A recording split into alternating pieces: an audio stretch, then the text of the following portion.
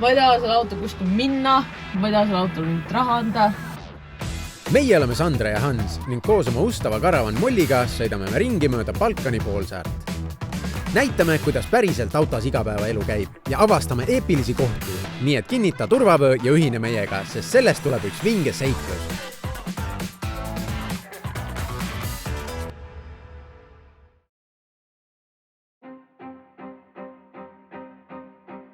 Eelmine osa lõppes meil väga kurval noodil. Auto tundus lausa nii katki, et ei teadnudki, kas me sellega Eestisse tagasi sõidame. Probleeme oli Molliga väga palju. Laager undas, veovellis käis mingi kolks, kuskil esiklaasi tihendi vahelt tekkis vett, vahest ei tahtnud auto starteri taga oleva juhtme pärast tööle minna ja kirsiks tordil nüüd ka plokigaane tihend. Kaalusime hoolikalt, mida edasi teha. Kas lasta autole uus mootor saata ja see kuskil kohalikus garaažis ära vahetada või transpordiks auto puksiiriga Eestisse või jätaks auto üldse sinna maha ja lendaks ise lennukiga tagasi. Kõik variandid tundusid väga halvad ja pidev auto parandamine oli rahakoti juba päris suure augu teinud. Aga mida siis teha? Ehk on hommik õhtust targem. Mootoriluuk on jälle hommikul lahti. Me proovin auto käima panna ja vaadata, kas jahutusvedeliku paagist ikka nagu muliseb niimoodi. Kas külmamootoriga samamoodi pullib. No nii, Sandra. Keeran või? Vaata, et see kollane tuli nüüd ära kustuks.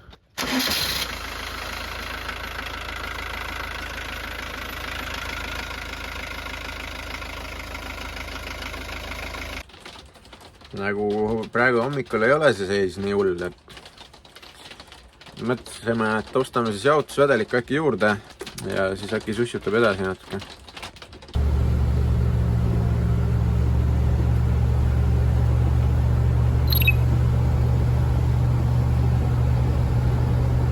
Oleme 130 kilomeetrit sõitnud ja see jahutusvedeliku tuli hakkas just vilkama, kui me siia Lidli parklisse sisse keerasime. Meil oligi plaan siia Lidlisse minna, aga veider ja, et ta nagu täpselt siis hakkas. Ma valan jahutusvedeliku juurde, laseme jahtida mootoril. Päevane miinimum on täidetud juba. Me seadsime miinimumiks vähemalt 100 sõita päevas. Nii et 30 on üle veel. Aga ma usun, et me saame veel sõita. Ma usun ka.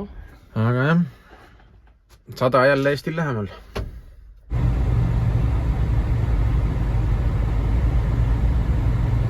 Me jäime seisma Põhja-Makedoonias siis. Tead, tundus nagu, et see fänn ei lähe tööle siis, kui meil nagu läks mootor soojaks. Ma vaatan, kas on äkki massis mingi teema.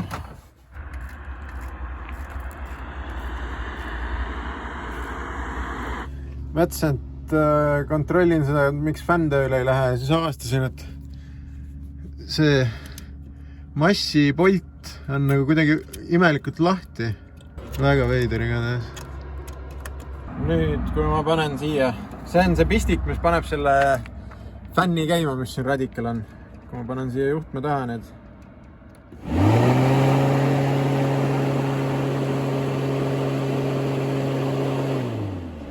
Ma ei ole kindel, kas peaks selle tööle jätma niimoodi või panema ta siia lülitisse tagasi ja siis teeb täpselt nii, nagu tegema peaks. Vaat siia. Sa vaatad mind. Sa pead enda silme ees. Siis ma vaatan sind. Aga mina ka ei tea. Mõtle ise, mis on hea. Et kui sa nüüd midagi sealt ära parandasid, et teoorias ta võiks ka ise tööle minna või? Jah. Okei. Kui sa saad selle pärast niimoodi lihtsalt kätte, et siis uurgid seda kui vaja. Keerulisem tagasi saada. Lollid asjad on nagu. Saa aru. Kogu aeg juhtub mingit tupi tähes.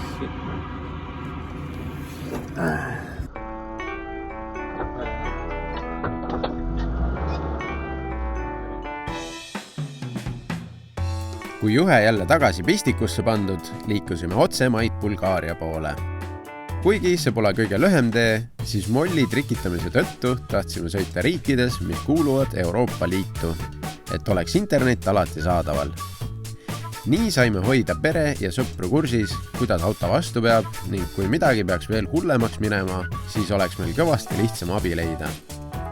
Siiski lühike teelõik läbi Põhja-Makedoonia tuli meil läbida umbes 80 kilomeetrit. piiripunkti jõudes läbisime regulaarse passikontrolli ja siis saime huvitava tervituse tagasi Euroopa Liitu jõudmisel.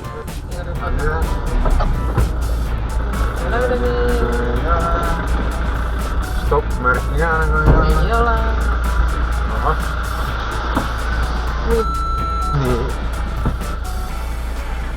Need klooriga näkku lihtsalt.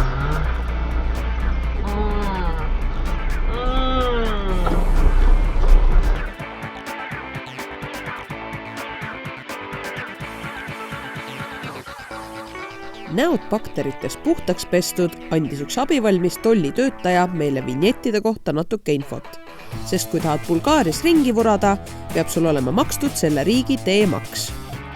Juba mõni meeter eemal saigi selle mugavalt ära teha, registreerides enda auto numbri masinasse ja loovutades pisikese summa raha. Siit me tuleme Bulgaaria. Jõudsime siis Põhja-Makedoonia ja Bulgaaria piiri juurde, siis käisime sealt Põhja-Makedoonia omast läbi, siis sõidame edasi sinna Bulgaaria piiripunkti poole. Järsku lihtsalt meid priitsitakse mingi klooriveega täis. Nagu... Meil olid aknad lahti muidugi. Ja, meil olid aknad lahti, järsku mul oli mingi silmas ja suus. No, mu eeldus on see, et te olete nüüd mustad, et te tulete mitte Euroopa Liidu riigist. Lihtsalt ette hoiatamata oled klooriga üle kaetud. Aga me saime piirist üle ja nüüd nagu käsu peale jahutusvedeliku tuli läks põlema. Mitmes kord seda on juba? Ma ei tea. Palju? Väga palju. Liiga palju. Pole kordagi nagu viga ära parandanud, me oleme lihtsalt üritanud kauem elada. Kui net üks hetk tagasi tuleb, ehk siis telefon saab aru, et me oleme Euroopa Liidus või siis vaatame enda lööbimiskoha ka.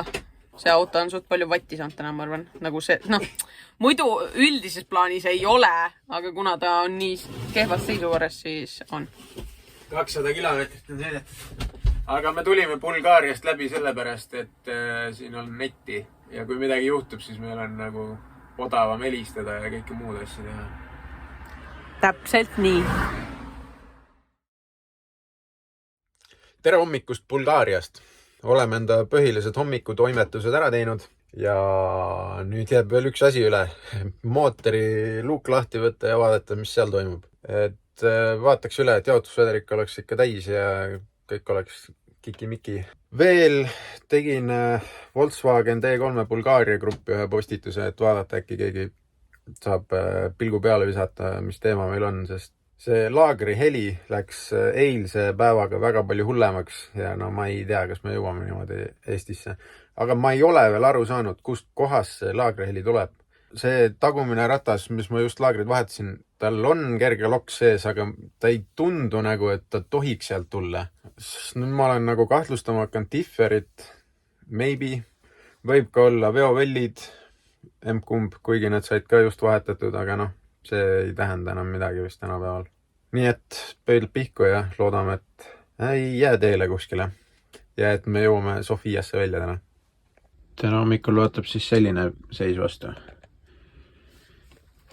See pakk on täiesti täis, mis ei tohiks olla nii täis, ta peaks, mul on üks punane kriip seal, sinna maani peaks see vedelik olema, aga see vedelik on siia üles välja vaatanud.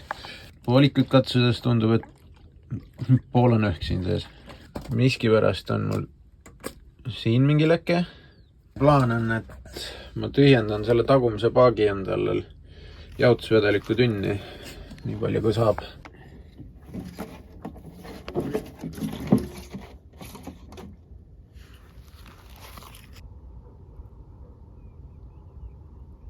Mul ei ole mõtet seal tagumises paagis nagu väga palju seda vedelikku hoida, sest ta nii lööb selle täis. Siis ma pigem teen selle tühjaks ja taas kasutan seda vedelikku, mis ta sinna lööb. Pole veel sõitma hakanud, aga saime juba paar kontakti sealt Bulgaaria grupist. Osad kirjutasid, et nad jagasid igale poole seda Bulgaaria gruppidesse laiali, D3 gruppidesse, nii et vist on hea, et me seda tegime. Pealinnas Sofias siis üks mees pakkus meile parkimiskohta ja WC-d ja siis aitab meid autoga ka veel. Nii et hakkame sõitma, 170 midagi kilomeetrit. Peidlad on nii pihus, et oi.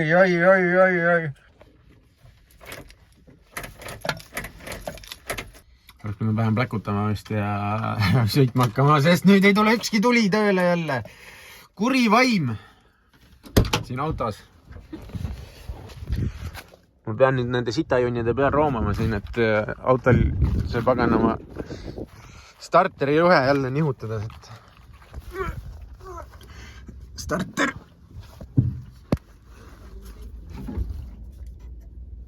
Ma ei saa aru, mis tal häda on, ta on ilusasti siin kinni.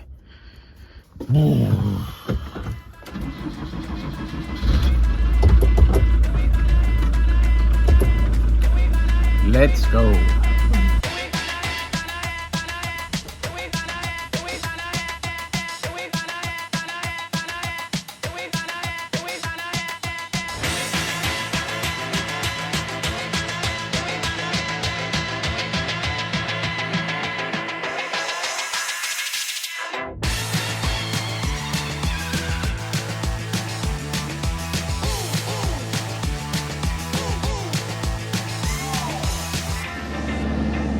Jaotusvedelik tuli läks põlema ja läks temp jälle ülesse. Panen selle fänni siin pidevalt töösse. Ainult käsi, mida ma kardan, et see juhe läheb liiga kuumaks. Panen ta siia ette kinni ja vaata. Me oleme sõita jõudnud ainult 34 kilomeetrit ja 170 on kokku. Nii et...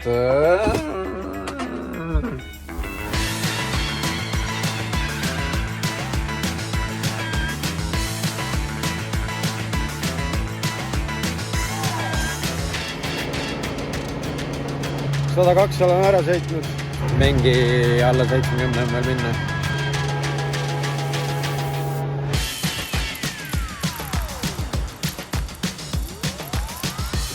Can't fucking believe this shit, noh.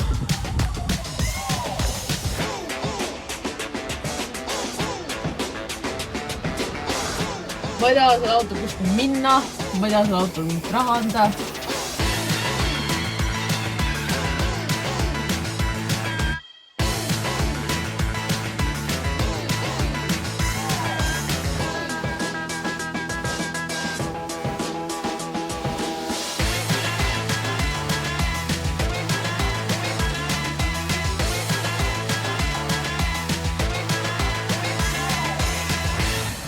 Astusin tanklasse sisse ja siis oli siuke lugu seal peal nagu What doesn't kill you makes you stronger. Irooniline. Väga hea, 20 kilti on jäänud. Mul käed värisevad nagu reaalselt. Iga sekund selles autos tundub nagu, ma ei tea, 10 minutit, noh. Kilomeetrid venivad väga aegast. Piece of shit ikka, no täitsa perses, noh. No nii. Te veel minust soovita? Ei, see on väga aus liigutus. Ma teeks seda sama.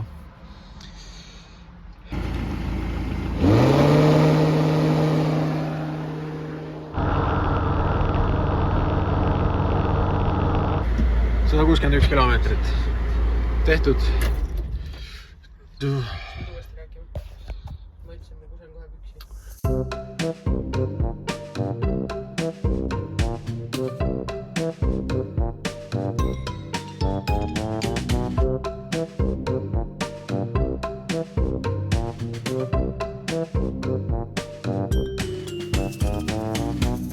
Rääkisime pikalt selle vennaga, kes meid aitab. Äge kutt on Kreekas, tahab surfkooli avada ja siis veab sinna konteinereid nüüd kohe ja pakkus tööd mulle. Ütles, et kui sa tahad 6 aja pärast 2 kuud või mingi siuke aeg seal Kreeka saarel olla, nii perfekt koht. Päris hästi kõlab, ütleme nii. Mõtlesin, et liigutan enda autot natukene, et saaks paremini tööd teha selle kallal. Ja mis te arvate, kes unustas tuled peale, nii et aku on tühi nüüd? Millal sa tuled peale unustad? Eile vist. Õhtul või? Jah. Üks näha olnud ju? Ma ei tea, igatahes aku on kutu praegu. Out with the battery and going to charging. Viime laadima. Oh my god. Ja selle koha omanikul on laadja olemas õnneks. So stupid, ne? Üks kahendik ots ei ava mul seda laagrit nii-öelda. Ja siis ma käisin kõrval garaažis, laenasin neilt, mis ta on siis ühe tollist seda et siis seda lahti murda, et ma loodan, et sellest piisab. Tervist aitas, sellega tuli lahti nagu. Okei, natuke pidi jõudu rakendama, aga siin oli näha, et midagi paindu läbi ja ei ole mingi pask. Et hästi. Järgmise laagrivahetusega algus tehtud, tuleb ikka mõttesse, kui palju selle masina omamine mulle automehaanikat on õpetanud. Kui kunagi Molli ostetud sai, oli mu teadmised autode kohta nullilähedased. Nüüdseks tänu saatuse tahtele olen sunnitud õppima, kuidas tee peal lihtsamaid parandustöid teha väga limiteeritud töövahenditega. Kindlasti on mul veel palju õppida, katsetada ja eksida, aga see on osa protsessist, mis viib teadmised uuele levelile. Nüüdseks, kus pool tööd olid tehtud, läksime õhtuhämaruses külla mehaanikule, kes meie plokikaane tihendi üle vaatab ja kelle käest me ka uue laagri saame. Oleme teises kohas.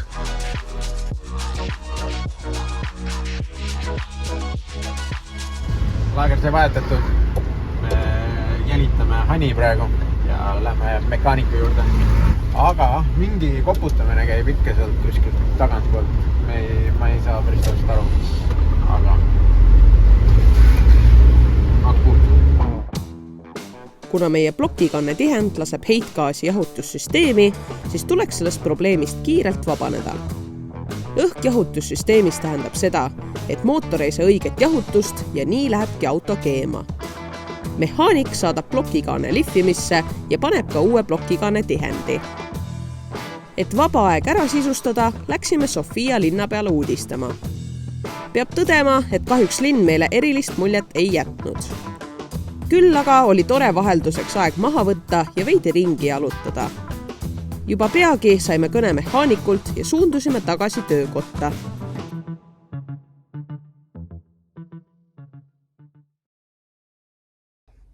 Auto saime tagasi kätte. Sõidab. Nüüd me oleme asjad tagasi tõstnud sisse. Sanderi teeb süüa. Ja õhtul vaatame kuskil siin lähedal mingi ööbimiskoha ilmselt ja väga kaugele ei sõida. Ja siis homme hakkame edasi pärutama.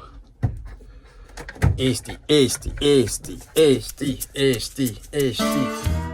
Kas tõesti meie aeg Balkanil hakkab läbi saama ja milliseks kujuneb meie kodutee?